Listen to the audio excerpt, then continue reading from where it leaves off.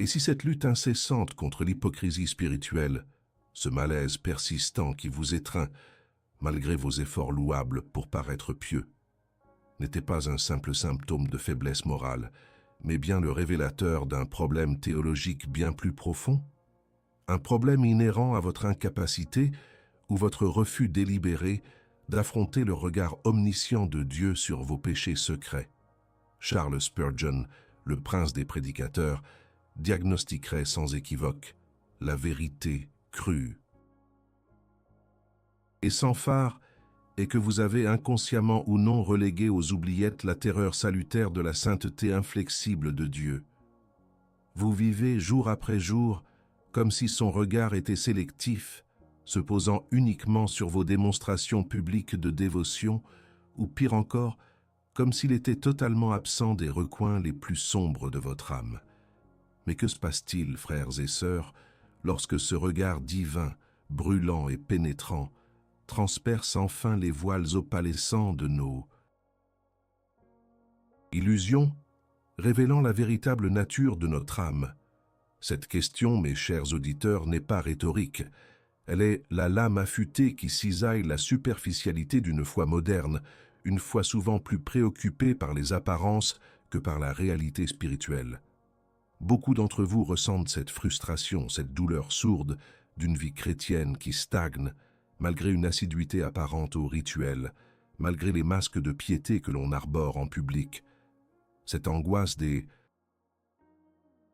péchés cachés, cette sensation lancinante d'être un imposteur devant un Dieu que l'on prétend servir et devant des hommes que l'on désire impressionner, est une réalité poignante pour trop de cœurs. Le vide d'une foi qui ne parvient pas à transformer l'être en profondeur, qui ne pénètre pas au-delà de l'épiderme de l'âme, est un fléau silencieux, ronge les fondations mêmes de notre marche avec Christ. Notre thème principal, aujourd'hui, est la théologie appliquée. Connecter la vérité éternelle aux dilemmes modernes, aux luttes contemporaines qui assaillent nos âmes, l'anxiété qui paralyse, la quête de sens dans un travail dénué de vocation, la souffrance qui nous brise, l'omniprésence de la technologie qui nous distrait. Nous allons explorer comment la doctrine classique, celle héritée des géants de la foi comme Charles Spurgeon, confronte et oriente notre vie quotidienne, démystifiant l'idée qu'une foi authentique peut coexister avec des péchés secrets impunis. L'ennemi commun que nous démasquerons est l'auto-illusion religieuse, cette forteresse érigée par notre propre orgueil, cette fausse spiritualité bâtie sur les sables mouvants des apparences, cette idolâtrie du moi qui nous pousse à préférer notre propre image à la pureté devant Dieu.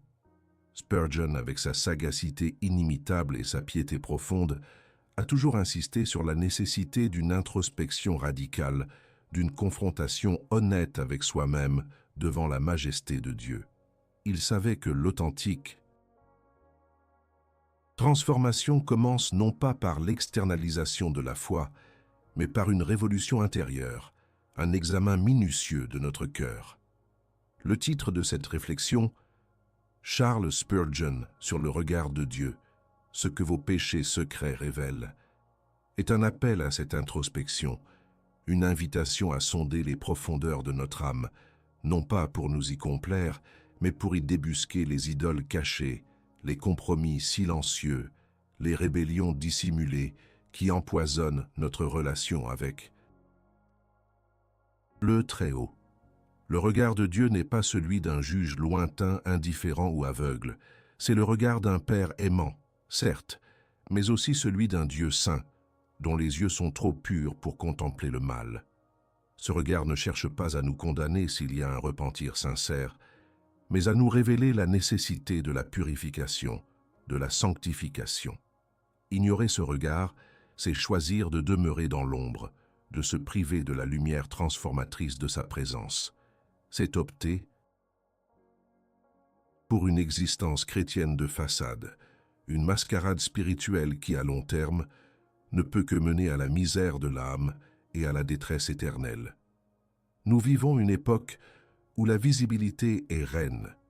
Les réseaux sociaux exigent que nous montrions notre meilleure version, nos moments forts, nos réussites.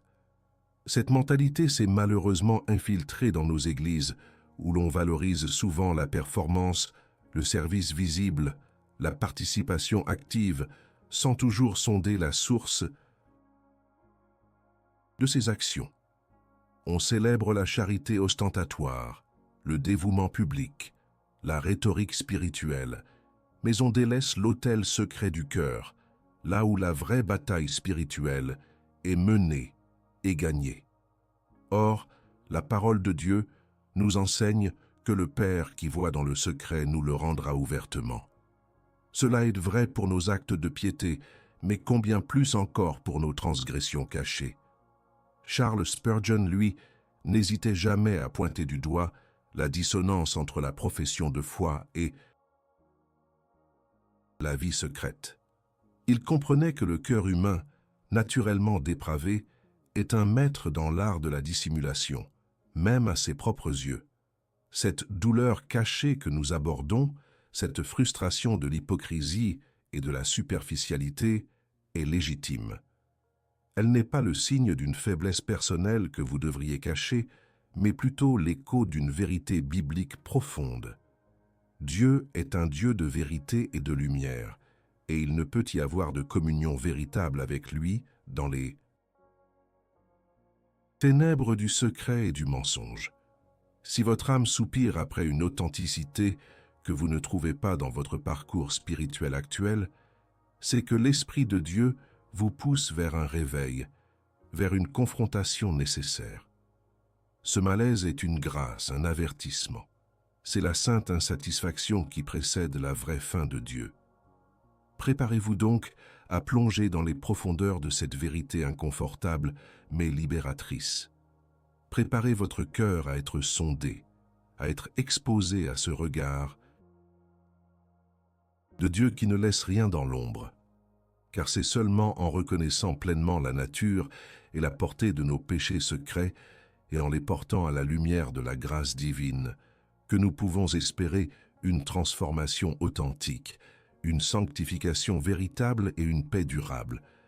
Le chemin est ardu, il est exigeant, il bouscule nos certitudes et nos conforts, mais il est le seul chemin vers une foi solide et inébranlable, vers un trésor spirituel que ni les mythes ni la rouille ne peuvent détruire. Vous est-il plus facile de confesser un péché public qu'un péché secret? Répondez par un simple oui ou non dans les commentaires et affrontez la vérité de votre propre cœur.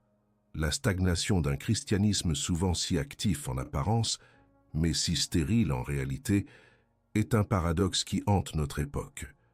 Nous assistons à une prolifération d'églises, à une multiplication d'événements religieux, à une effervescence de programmes et d'activités, et pourtant, beaucoup d'âmes demeurent désespérément vides, asséchées, luttant avec un sentiment d'imposture et une absence de transformation réelle. Vous assistez au culte, vous participez au groupe, vous lisez peut-être même votre Bible, mais au fond de vous, ce malaise persistant dont nous parlions dans l'introduction, cette frustration d'une foi qui ne produit pas les fruits escomptés, perdure. Pourquoi tant de chrétiens, immergés dans des contextes religieux dynamiques, se sentent-ils si éloignés de la puissance et de la joie d'une vie véritablement ancrée en Christ? Le voile de la superficialité, de la performance, recouvre un vide spirituel abyssal. L'ennemi commun ici n'est pas le péché spectaculaire, mais la subtilité de l'auto-tromperie, l'idolâtrie insidieuse du moi qui se déguise en piété. Charles Spurgeon, avec l'acuité d'un prophète et la clarté d'un théologien aguerri, ne mâchait pas ses mots face à cette dichotomie entre l'extérieur et l'intérieur. Il aurait diagnostiqué, sans sourciller, que cette stagnation, cette fausse paix, sont les symptômes manifestes d'une recherche erronée. Le problème fondamental n'est pas une carence de bénédiction divine, mais une perversion de la quête elle-même. Trop souvent, Nous avons substitué la recherche ardente de Dieu lui-même par la poursuite effrénée de ses bénédictions.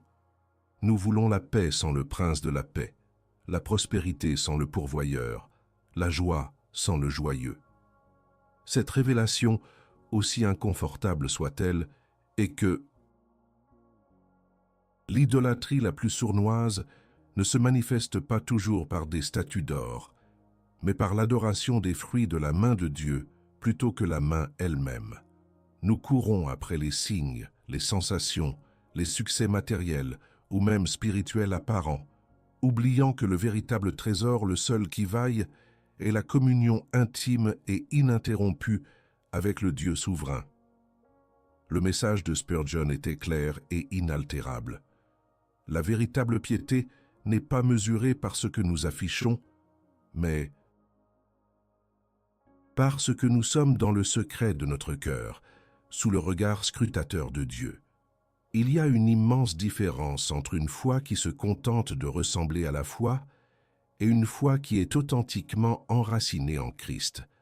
Le péché secret, cet ennemi insidieux, est le cancer de l'âme qui dévore silencieusement toute vitalité spirituelle.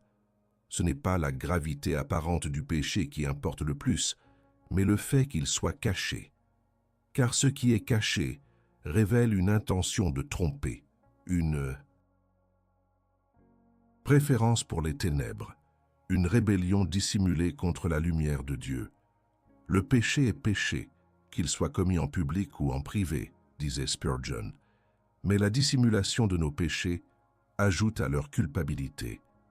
Ce sont ces péchés secrets qui révèlent la profondeur de notre dépravation humaine, notre penchant à vouloir gérer notre propre image devant Dieu, à vouloir marchandiser notre relation avec lui. Le cœur humain est un labyrinthe complexe, un nid d'intentions tortueuses et seul le regard de Dieu peut y pénétrer. Il voit au-delà des mots, au-delà des sourires forcés, au-delà des postures de prière. Il discerne les motivations profondes, les désirs inavoués, les alliances secrètes que nous entretenons avec le monde et avec notre chair. La Bible est formelle. Rien n'est caché devant lui, mais tout est à nu et à découvert aux yeux de celui à qui nous devons rendre compte. Hébreux 4, 13. Cette vérité est terrifiante pour l'orgueilleux, mais libératrice pour l'âme. Repentante, c'est la reconnaissance de ce regard omniscient qui brise les chaînes de l'hypocrisie et ouvre le chemin vers une véritable sainteté. Sans cette confrontation radicale avec la réalité du regard de Dieu, nous sommes condamnés à une spiritualité autocentrée, où notre propre confort et notre réputation priment sur la gloire de Dieu et la pureté de notre cœur. Le trésor impérissable du Saint-Esprit est précisément ce qui manque à ceux qui stagnent dans une foi de surface. La vraie prospérité divine n'est pas mesurable en biens matériels, ni même en succès ministériels ostentatoires.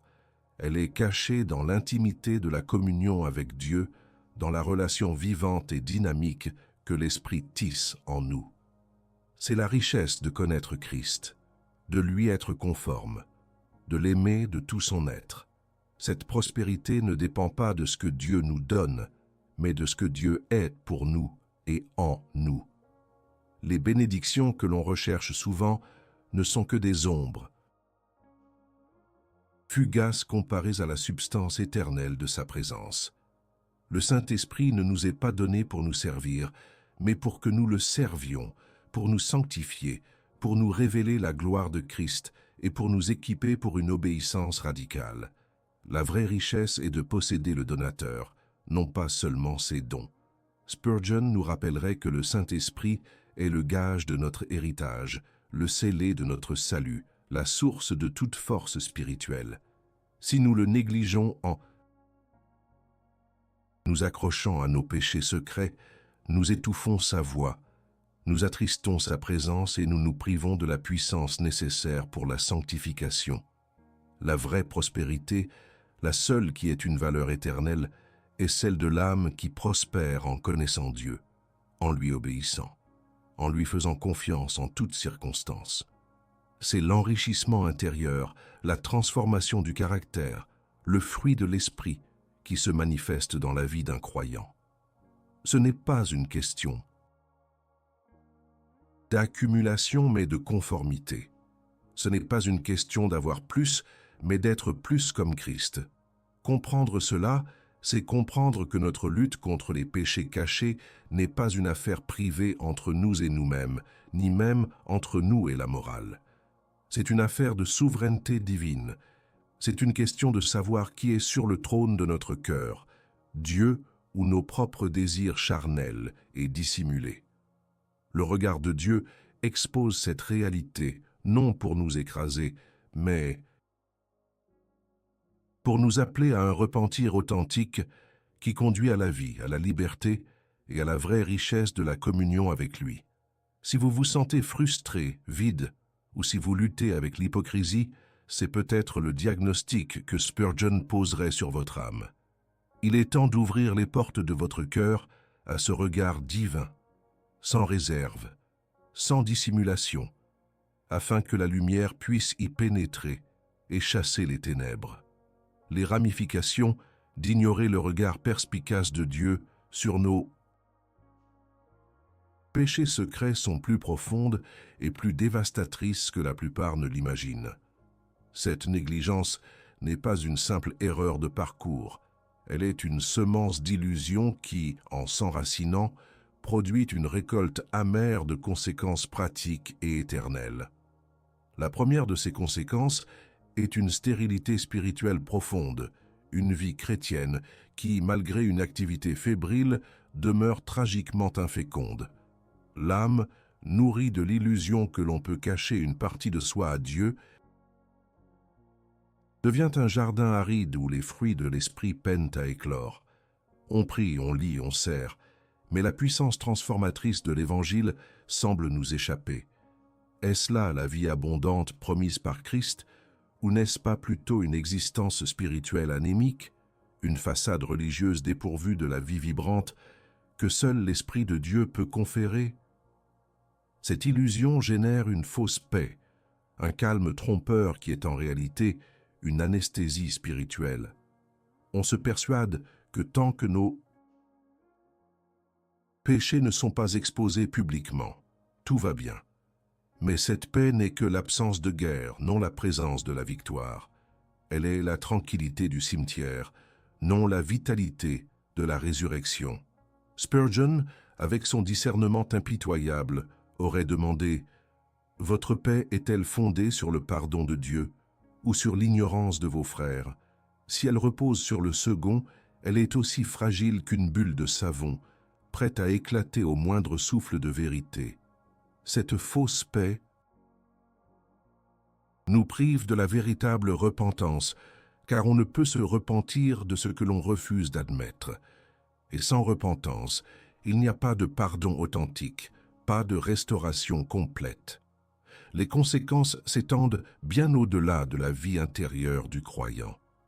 L'ignorance délibérée de la pureté de Dieu engendre une Église affaiblie, un corps du Christ miné par l'hypocrisie. Lorsque les péchés secrets sont monnaie courante, la puissance du témoignage chrétien est érodée. Comment pouvons-nous proclamer la lumière de Christ au monde si nous-mêmes préférons les ombres? Comment pouvons-nous appeler les non-croyants à la pureté si nos propres vies sont des compromis? La culture moderne, avec sa soif d'authenticité et sa méfiance envers les institutions, est particulièrement sensible à cette dissonance. Les conséquences sont dévastatrices. Un scepticisme généralisé, un cynisme envers la foi et une génération perdue qui ne voit dans l'Église qu'une autre institution humaine pleine de failles et d'illusions. Mais la plus grave des conséquences est celle qui touche à l'éternité. La Bible nous avertit que Dieu jugera les actions secrètes des hommes. Romains 2, 16. Le jugement de Dieu n'est pas uniquement pour les péchés publics et scandaleux. Il s'étend à chaque pensée, chaque intention, chaque acte commis dans l'ombre. Ignorer le regard de Dieu aujourd'hui, c'est se préparer à un effroi inévitable demain, lorsque toute chose sera mise à nu devant lui. Cette vérité est difficile, inconfortable, mais elle est la parole de Dieu. Comment oserions-nous la diluer pour notre propre confort? La négligence des péchés secrets n'est pas seulement une imprudence, c'est une rébellion silencieuse qui place notre propre désir de discrétion au-dessus de la sainteté de Dieu et de la nécessité de la repentance. Avez-vous déjà osé sonder les profondeurs de votre âme pour y débusquer les péchés secrets qui, comme des ronces, étouffent la croissance de votre foi? Ou préférez-vous maintenir l'illusion d'une piété immaculée, craignant ce que la lumière pourrait révéler? Reconnaissez-vous l'agitation intérieure, la dissonance entre votre aspiration à la sainteté et votre tolérance pour les compromis cachés, comme un signe de la grâce de Dieu vous appelant à une confession radicale? La prospérité que le monde ne comprend pas est une notion qui s'oppose frontalement aux métriques superficielles de succès que nous avons adoptées. Le monde mesure la prospérité par l'accumulation de richesses matérielles, par la reconnaissance sociale, par le pouvoir et l'influence. Il voit la richesse à travers le prisme de l'éphémère, des possessions qui rouillent et des gloires qui s'estompent. Mais la vérité biblique, ardemment défendue par Spurgeon, est que la richesse de la foi surpasse infiniment toute cette vanité. C'est le paradoxe divin. Être riche en foi tout en étant potentiellement pauvre aux yeux du monde. Ceux qui sont riches en foi, même s'ils manquent de biens terrestres, possèdent une fortune inestimable, la paix avec Dieu, la certitude du pardon, l'espérance de l'éternité, la présence constante du Saint-Esprit, la joie dans la souffrance et la liberté de l'esclavage du péché. Cette richesse est invisible aux yeux du monde, et c'est précisément pourquoi le monde ne la comprend pas et souvent la méprise. Pour le monde, un chrétien qui accepte la souffrance avec dignité est un fou. Un chrétien qui se dépouille de ses biens pour servir Dieu est un insensé. Un chrétien qui trouve sa joie dans l'obéissance plutôt que dans la gratification immédiate est un étranger. Cette incompréhension du monde est une preuve de la nature surnaturelle de la vraie prospérité. Si notre foi ne nous coûte rien aux yeux du monde, si elle nous apporte les mêmes succès que la philosophie matérialiste, alors elle n'est peut-être pas la foi du Christ. La vie du Christ lui-même fut un scandale pour le monde, un roi sans couronne terrestre, un maître sans richesse, un sauveur qui mourut sur une croix. Sa prospérité était entièrement spirituelle, céleste, éternelle, et c'est cette même prospérité qu'il offre à ceux qui le suivent. Les péchés secrets, en revanche, nous arrachent à cette richesse incompréhensible. Ils nous maintiennent ancrés dans les désirs terrestres, nous poussant à chercher la gratification immédiate, la reconnaissance humaine, le confort personnel, au détriment de la pureté du cœur et de la communion avec Dieu. Ils nous font perdre de vue le trésor éternel pour des miettes éphémères. Nous échangeons la gloire de Dieu contre la gloire des hommes, la paix durable contre un répit temporaire.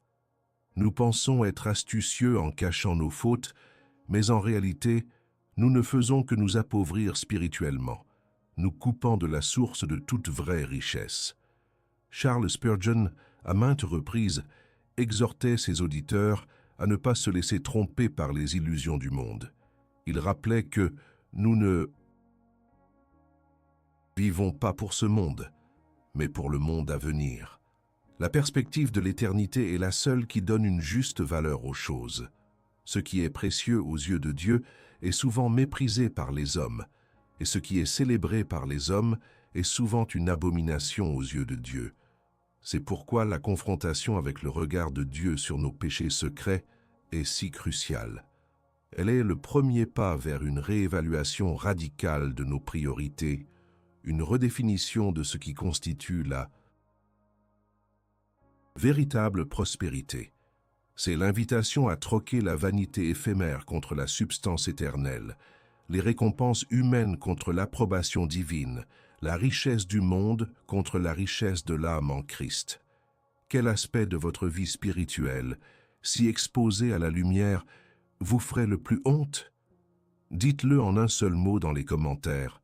Paresse, orgueil, envie, mensonge, pornographie, colère, amertume, peur.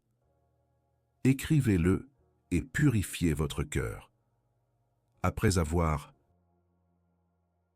diagnostiqué la maladie et exposé ses conséquences dévastatrices, il est impératif de présenter la seule solution, celle qui est biblique et non négociable. Cette solution n'est jamais une astuce ou une méthode de développement personnel, mais un appel radical à l'autel de la repentance, de la soumission inconditionnelle à la parole de Dieu, de la renonciation sans équivoque et de l'embrassement total de la croix. Il n'y a pas de remède superficiel au péché secret. La guérison exige une chirurgie spirituelle profonde, une intervention divine qui va au cœur du problème. L'illusion que nous pouvons gérer nos péchés dans l'ombre est la première chose qui doit être démantelée. Car ce que Dieu voit, il le voit avec une pureté absolue et une sainteté inflexible. Charles Spurgeon, infatigable champion de la saine doctrine, ne cessait de marteler cette vérité. La vraie foi ne commence pas par une série de demandes, mais par une reddition inconditionnelle. La solution au piège des péchés secrets ne réside pas dans l'effort accru pour les dissimuler davantage ou pour compenser par des actes de piété visibles. Elle réside dans un acte de confession radicale et de repentance sincère. C'est un déchargement total de notre fardeau devant Dieu, sans phare, sans excuse, sans compromis. L'autel n'est pas un lieu de négociation, mais de sacrifice. Il est le lieu où notre orgueil est brisé, où nos illusions sont anéanties, où nos péchés sont mis à nu sous la lumière divine, non pour notre destruction, mais pour notre purification et notre rédemption.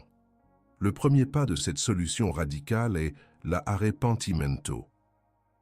Il ne s'agit pas d'un simple regret émotionnel, mais d'un changement d'esprit et de direction, une volte-face complète.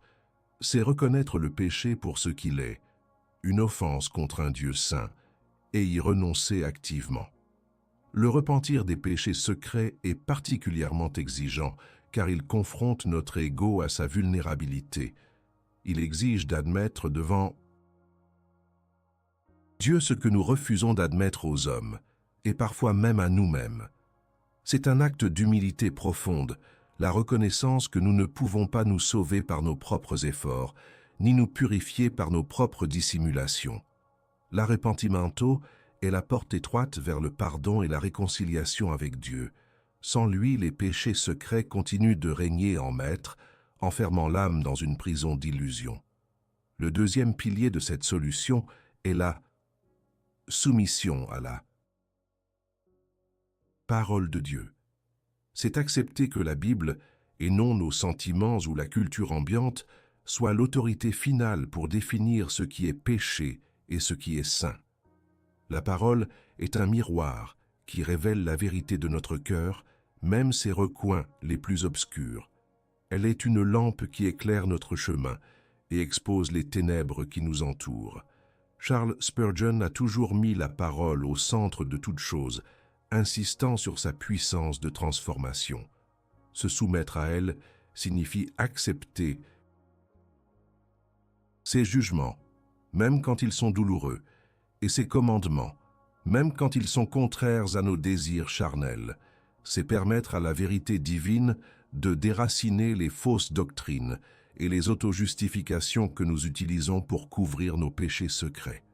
C'est se laisser modeler par la vérité éternelle, et non par les modes éphémères de la spiritualité moderne. Ensuite vient la renonciation. Renoncer, ce n'est pas seulement s'abstenir, c'est arracher avec force les idoles de notre cœur, les détrôner de leur position. Pour les péchés secrets, cela implique une action délibérée de se séparer de tout ce qui alimente ces transgressions. Cela peut signifier couper des relations, changer des habitudes, modifier des environnements, ou même renoncer à certaines formes de divertissement ou de technologie. La renonciation est un acte de guerre spirituelle, une déclaration d'indépendance de la chair et du monde au profit d'une dépendance totale à Dieu. Il n'y a pas de quartier pour le péché dans la vie du croyant authentique. La renonciation est coûteuse, elle est douloureuse, mais elle est le prix de la liberté spirituelle et de la vraie sainteté. La pureté n'est pas une option, c'est une exigence du Dieu saint que nous servons. Enfin, et c'est le cœur de la solution, l'embrassement de la croix. La croix n'est pas un simple symbole religieux, elle est le lieu où le Christ a porté nos péchés, même les plus secrets, et a payé le prix de notre rébellion. C'est à la croix que nous trouvons le pardon, la purification et la puissance pour vivre une vie nouvelle. Embrasser la croix, c'est mourir à soi-même, à ses désirs égoïstes, à son besoin de contrôler sa propre image. C'est accepter que la sanctification n'est pas une quête de confort, mais une marche quotidienne de mortification de la chair et de résurrection en nouveauté de vie. La solution de Dieu ne vise jamais notre confort éphémère, mais notre sanctification éternelle. C'est par la puissance du sang de Christ que nos péchés secrets peuvent être nettoyés, et c'est par l'Esprit du Christ que nous sommes équipés pour résister à la tentation et marcher dans la pureté. La révélation du véritable trésor, comme Spurgeon l'a si brillamment compris, est intimement liée à cette démarche radicale. Il a découvert que la richesse de l'âme ne réside pas dans l'absence de lutte ou de tentation, mais dans la persévérance au milieu d'elle, par la grâce de Dieu. La vraie richesse est la conscience d'être en paix avec Dieu, d'être lavé par le sang de l'agneau, d'être revêtu de la justice de Christ. C'est cette richesse intérieure qui surpasse toutes les richesses matérielles, qui donne un sens à la souffrance et qui permet de faire face au regard de Dieu, non avec terreur mais avec une sainte révérence et une joyeuse anticipation. Spurgeon a trouvé cette richesse non pas en fuyant la confrontation avec ses propres imperfections, mais en les plaçant constamment devant le trône de la grâce, en reconnaissant sa totale dépendance à la miséricorde divine. La découverte de cette richesse est un voyage, non une destination instantanée. C'est un processus de sanctification progressive où, jour après jour, nous apprenons à détester le péché et à aimer la justice. C'est un appel à cesser de cacher nos péchés et à les exposer à la lumière du Christ, qui seul peut nous libérer et nous purifier. La vérité, parfois amère, est que beaucoup d'entre nous préfèrent la misère cachée de leur péché secret au processus douloureux mais libérateur de leur exposition devant le Dieu qui voit tout. Mais le trésor est là, à portée de main, pour ceux qui osent emprunter ce chemin radical de la repentance et de la sainteté. Nous avons parcouru ensemble un chemin escarpé, confrontant la dure réalité de nos péchés secrets et l'œil omniprésent de Dieu. Le titre de cette réflexion, Charles Spurgeon sur le regard de Dieu, ce que vos péchés secrets révèlent, n'était pas une simple accroche, mais une invitation à une introspection radicale, un appel à démasquer l'auto-illusion qui mine tant de vies chrétiennes. La thèse principale, que nous réaffirmons ici avec force et sans compromis, est que l'authenticité de notre foi est indissociable de notre volonté d'affronter nos transgressions cachées à la lumière de la sainteté divine. Il n'y a pas de chemin vers une piété véritable, vers une paix profonde, ni vers un trésor éternel, sans le repentir sincère et la renonciation radicale à tout ce qui demeure dans l'ombre. La frustration de la superficialité, cette douleur lancinante d'une foi qui ne transforme pas, que beaucoup d'entre vous ressentent, n'est pas une faiblesse. C'est une grâce, un appel de l'Esprit Saint à une vérité plus profonde, à une communion plus intime. La saine doctrine, celle prêchée par des géants comme Charles Spurgeon, est le seul antidote à la tiédeur spirituelle et à l'hypocrisie déguisée. Elle est le roc sur lequel nous pouvons bâtir une foi qui résistera aux tempêtes, une foi qui ne craint pas le regard de Dieu, mais qui le recherche avidement. Spurgeon a dit un jour avec sa conviction habituelle, « Le péché secret est le ver qui ronge le cœur du christianisme. » Il comprenait que ce qui est caché n'est pas inoffensif. Il est un poison lent qui détruit la joie, la paix et la puissance. Mais il offrait aussi cette promesse glorieuse. Il n'y a pas de péché si secret qu'il ne puisse être pardonné, ni d'âme si souillée qu'elle ne puisse être lavée dans le sang de Jésus. C'est là la puissance inégalée de la grâce souveraine de Dieu qui ne condamne pas le repentant, mais qui purifie et restaure. La véritable résolution à la douleur de l'hypocrisie et de la superficialité n'est pas de trouver de nouvelles méthodes ou de trucs pour mieux paraître. Elle est de s'agenouiller devant le Dieu qui voit tout, de confesser sans réserve, de renoncer sans compromis et d'embrasser la croix comme l'unique source de pardon et de puissance pour la sanctification. Ce chemin n'est pas facile. Il exige une mort à soi-même quotidienne, une vigilance constante et une dépendance totale à l'Esprit Saint. Mais la récompense est incommensurable. Une foi authentique, une conscience claire, une paix qui surpasse toute intelligence et une espérance inébranlable dans la vie éternelle. C'est le vrai trésor que même la Theologia da Prosperidad, dans sa quête d'éphémère, ne pourra jamais égaler. C'est un appel à quitter les sables mouvants de la religiosité pour poser vos pieds sur le roc inébranlable de la vérité de Dieu. C'est un appel à cesser de courir après les bénédictions pour courir après le bénisseur lui-même. C'est un appel à troquer les acclamations humaines pour l'approbation divine, la gloire de ce monde pour la gloire à venir. Les péchés secrets ne peuvent subsister dans la lumière de la présence de Dieu. Laissez cette lumière vous inonder, vous exposer, mais surtout vous purifier et vous libérer.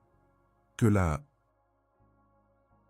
vérité de cette doctrine ne soit pas une simple information pour votre intellect, mais une flamme qui consume tout ce qui n'est pas de Dieu dans votre cœur. Ce n'est pas un message pour les âmes confortables, mais pour celles qui sont fatiguées du vide, pour celles qui aspirent à une profondeur que le christianisme moderne semble avoir oubliée. C'est un appel à la repentance, à la foi radicale, à la soumission totale au Maître et Seigneur de toute la création. Ne vous contentez pas de moins que l'authenticité divine.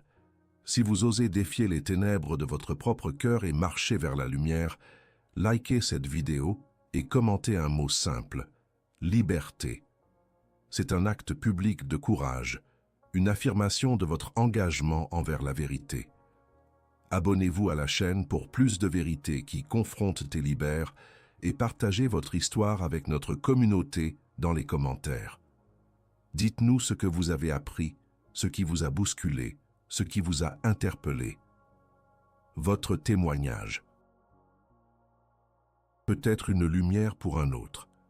Mes amis, nous arrivons au terme de cette exploration intense, mais la vérité que nous avons sondée, elle, demeure éternelle. Le regard de Dieu sur nos péchés secrets n'est pas une simple curiosité divine, c'est une réalité théologique fondamentale qui définit la nature même de notre relation avec lui. Ignorer cette vérité, c'est se condamner à une existence spirituelle fragmentée, où la façade publique de notre foi ne fait que masquer une âme en détresse, prisonnière de ses propres ténèbres. La souffrance de l'hypocrisie n'est pas une fatalité, mais un symptôme, un signal d'alarme que le Saint-Esprit utilise pour nous appeler à un réveil profond. La Theologia Classica, celle que nous défendons ici, est implacable dans sa demande de sainteté. Elle ne tolère pas les compromis, ne fait pas de place au péché caché, car elle sait que le Dieu que nous servons est un Dieu saint, dont la pureté ne peut cohabiter avec les ténèbres. L'auto-illusion. Religieuse, cet inimigo commun si subtil et si puissant nous pousse à croire que nous pouvons tricher avec Dieu, que nous pouvons présenter une version édulcorée de nous-mêmes tout en conservant nos idoles secrètes. Mais un tel chemin mène inévitablement à la ruine spirituelle et à la désillusion la plus amère. Spurgeon, avec la voix tonitruante d'un prophète, nous aurait mis en garde contre la folie de tenter de cacher quoi que ce soit à l'Éternel. Il nous aurait rappelé que la liberté véritable ne se trouve pas dans l'absence de regard, mais dans l'audace de tout exposer devant celui qui est capable de pardonner et de purifier. La douleur de la confrontation est temporaire, mais la joie de la purification est éternelle. La détresse de la conviction de péché est un moyen, non une fin. Elle est le bistouri du divin chirurgien qui prépare l'âme à la guérison radicale. Considérez l'héritage de la foi. Les grands hommes et femmes de Dieu dont les vies nous inspirent encore, aujourd'hui, n'étaient pas exempts de péché ou de faiblesse. Mais ce qui les distinguait, ce n'était pas l'absence de chute, mais la rapidité et la profondeur de leur repentance, leur volonté de mettre leurs péchés à la lumière de Dieu et de demander pardon. Ils ne cherchaient pas à dissimuler, mais à se sanctifier. Ils comprenaient que le regard de Dieu n'était pas seulement un regard de jugement, mais aussi un regard d'amour qui désirait la restauration. Alors, je vous implore, ne fuyez pas cette vérité. Ne vous accrochez pas à la misère secrète qui vous ronge. Affrontez-la avec courage, non pas dans votre propre force, mais en vous appuyant sur la grâce inépuisable de notre Seigneur Jésus-Christ. Il est venu précisément pour libérer les captifs, pour guérir les cœurs brisés, pour allumer la lumière dans les ténèbres les plus profondes de nos âmes. Votre marche chrétienne ne peut véritablement commencer, ni s'épanouir, que lorsque vous aurez mis fin au règne des péchés secrets. C'est le chemin vers une foi solide, inébranlable, joyeuse, et puissamment efficace pour la gloire de Dieu. Le trésor du chrétien, la vraie prospérité divine, ne se révèle pleinement que lorsque l'âme est transparente devant son Créateur. Que la vérité vous libère aujourd'hui. La vérité, mes chers auditeurs, n'est pas une option. Elle est une exigence. Ce message n'est pas une suggestion, mais un appel. Vous avez entendu le diagnostic, vous avez contemplé les conséquences dévastatrices de l'auto-illusion, et la solution radicale de la repentance et de la soumission à la croix vous a été présentée. Le moment n'est plus à l'hésitation, ni au confort tiède qui a trop longtemps étouffé votre âme. Le chemin de l'authenticité est difficile, souvent solitaire, mais il est le seul qui mène à la vie. Il exige un courage que la plupart n'osent pas manifester. Il exige que vous brisiez le mur de silence et de secret que vous avez érigé autour de vos péchés. Le regard de Dieu est posé sur